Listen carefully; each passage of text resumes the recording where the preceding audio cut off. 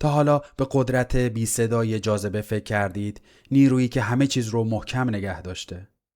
اما اگر این نیرو ناگهان و به طور کامل غیب بشه چی؟ فقط برای 5 ثانیه خاموشی مطلق جاذبه. سناریویی کوتاه اما به شدت مرگبار و هولناک. بیاین با هم این فاجعه بزرگ رو تصویر سازی کنیم. ثانیه اول این اتفاق شوم آغاز میشه. ناگهان هیچ اتصالی به زمین وجود نداره. شما بلافاصله احساس بی‌وزنی مطلق میکنین. فنجان قهوه روی میزتون شناور میشه. تمام اشیا رها شده و معلق میشن. لپتاپ گرون قیمت شما از جاش بلند میشه. گربه ها با تعجب در هوا دست و پا میزنن. اما فاجعه اصلی بیرون خونه رخ داده.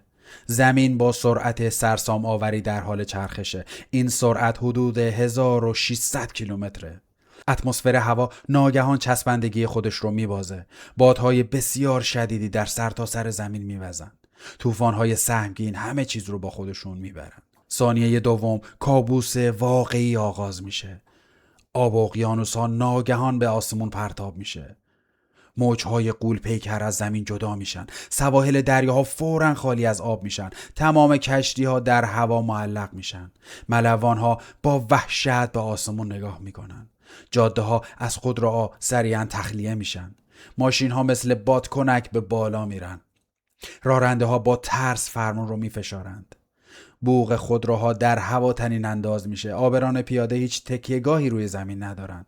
اونها بی هدف در آسمان شناور شدن. هیچ استکاکی برای ایستادن وجود نداره. ثانیه سوم وحشت به اوج خودش میرسه. ساختمون‌های بدون پی عمیق از هم میپاشند. آجرها به آرامی در هوا پخش میشن. پل‌های معلق بزرگ ناگهان فرو میریزند. سازه‌های فلزی پیچ و مهره‌ها رو میبازند. خاک و سنگ‌های زمین معلق میشه. درختان قدیمی از ریشه بیرون کشیده میشن. ریشه‌های عمیق دیگه کارایی خاصی ندارند. پرندگان دیگر نیازی به بال زدن ندارند. اونها در کنار هواپیماها شناور هستند. نیروی رانش موتورها بی اثر میشه. هواپیماها کنترل خودشون رو کامل از دست میدن. خلبانها مایوسانه دکمه ها رو فشار میدن. ثانیه چهارم اتمسفر زمین نابود میشه. هوای قابل تنفس به فضا فرار میکنه. فشار هوا ناگهان به صفر نزدیک میشه. پرده گوشهای انسان به شدت آسیب میبینه. تنفس بدون کپسول اکسیژن ناممکن میشه. سینه ها برای دریافت اکسیژن منبسط میشن. آب درون بدنها شروع به جوشیدن میکنه. این پدیده علمی بسیار دردناک خواهد بود. خون در رگها به جوش میاد، اما هنوز چند ثانیه دیگه باقی مونده. ثانیه پنجم اوج فروپاشی کامل تمدنه. پوسته زمین دیگه تعادل خودش رو نداره. کوههای بلند شروع به لرزیدن مفرط میکنند. سنگهای غول پیکر به آسمان پرواز میکنند. مذابهای آتش فشانی از زمین بیرون میجهند و در هوا معلق و سوزان میشن. جاذبه هسته زمین هم قطع شده. درون زمین فشار غیر قابل تصوری انباشته شده. سیاره ما در آستانه متلاشی شدنه. اما ناگهان 5 ثانیه تموم میشه. جاذبه ناگهان با تمام قدرت برمیگرده. این بدترین لحظه این سناریوی عجیبه. سقوط آزاد همگانی آغاز میشه. میلیون ها تن آب اقیانوس ها به زمین میریزه. سونامی های ویرانگر شهرهای ساحلی رو میبله. کشتی های جنگی روی خشکی ها سقوط میکنن. خودروها با سرعت بالایی به زمین میخورن. انفجارهای بزرگی در خیابانها رخ میده. هواپیماها مثل سنگ سقوط آزاد میکنن. هیچ امیدی برای نجات سرنشینان نیست. فرودگاه‌ها به تلی از خاکستر تبدیل میشن. پل‌ها فرو ریخته و در رودخانه‌ها سقوط میکنند. سدهای بزرگ آب کاملا در هم میشکنند. سیلاب‌های شدیدی دره‌ها رو نابود میکنه. آجرها و سنگ‌ها مثل تگرگ میبارند. پناه گرفتن زیر درختان اصلاً امن نیست. خود درختان هم در حال سقوط هستند. جنگرهای زیادی نابود و صاف خواهند شد. اتمسفر هوا با سرعت برمیگرده. فشار هوا ناگهان ضربه شدیدی میزنه. گوشهای انسان طاقت این ضربه رو نداره.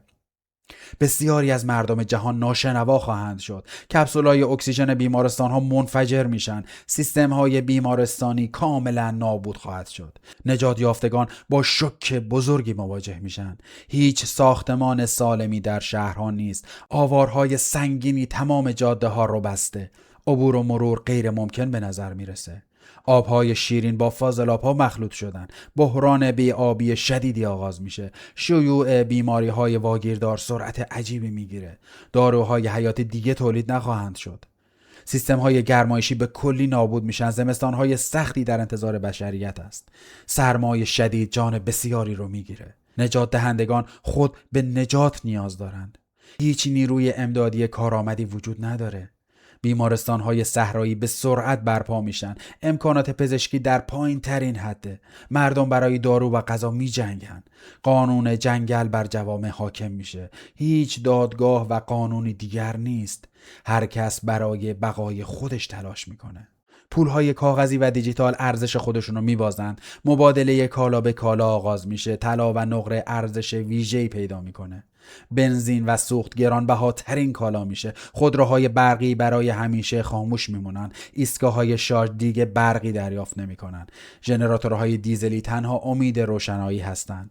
صدای موتورها در همه جا شنیده میشه. ذخایر دیزل همیشگی و بیپایان نیستن. بحران انرژی جدیدی آغاز میشه. کشورهای قدرتمند مرزها رو کاملا میبندن. هیچ پناهنده‌ای رو راه نمیدن. هماهنگی‌های بین‌المللی کاملا از بین میره. هر کشور به فکر منافع خودشه. سازمان ملل کارایی خودش رو میبازه. جلسات دیگه هیچ خروجی خاصی ندارن.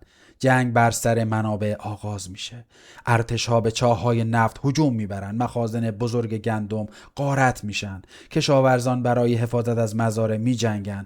کشت گندم با سختی مواجه میشه. تراکتورها بدون گازوئیل کار نخواهند کرد. قحطی بزرگی نیمی از زمین رو فرا میگیره. جمعیت انسان‌ها به شدت کاهش پیدا میکنه. دانشمندان مأیوسانه به دنبال راه حل هستند. این دلیل قطعی ناگهانی چیست؟ آیا یک پدیده کهکشانی رخ داده؟ عبور از یک ابر تاریک فضایی؟ یا شاید یک آزمایش مخفی فیزیکی؟ هیچ پاسخی برای این سوالها نیست. حقیقت برای همیشه پنهان میمونه. انسان‌ها دوباره از نو شروع می‌کنند. خانه‌های چوبی ساده می‌سازند. تکنولوژی مدرن به یک افسانه بدل میشه. مادربزرگ‌ها از زمان اینترنت تعریف می‌کنند. بچه‌ها این داستان رو باور نمی‌کنند. زندگی ساده اما امن‌تر شده. دیگه خبری از بمباران اطلاعاتی نیست. ذهن انسان‌ها آرامش بیشتری داره. آیا این یک پایان خوشه؟ بهای این آرامش بسیار سنگینه. تمدن کنونی ما بسیار شکننده است. کل زندگی ما به چند قانون فیزیک متصله. قوانینی که هیچ دخالتی در اونها نداریم. ما فقط مهمان این سیاره زنده هستیم. باید قدر تک تک ثانیه ها رو بدونیم. قدر این جاذبه نامرئی و نجات بخش رو. اگر جاذبه بمیره ما هم میمیریم. امیدوارم این سناریو هرگز واقعی نشه. زمین ما جای بسیار شگفت‌انگیزیه. همیشه مراقب این خانه زیبا باشیم. ممنون که تا پایان همراه ما بودید. سابسکرایب کانال گیگا مغز یادتون باشه. زنگوله کانال رو هم فعال کنید و حتما ویدیوهای بعدی ما رو هم ببینید. مراقب خودتون و مغزتون باشید. تا ویدیوی دیگه، خداحافظ.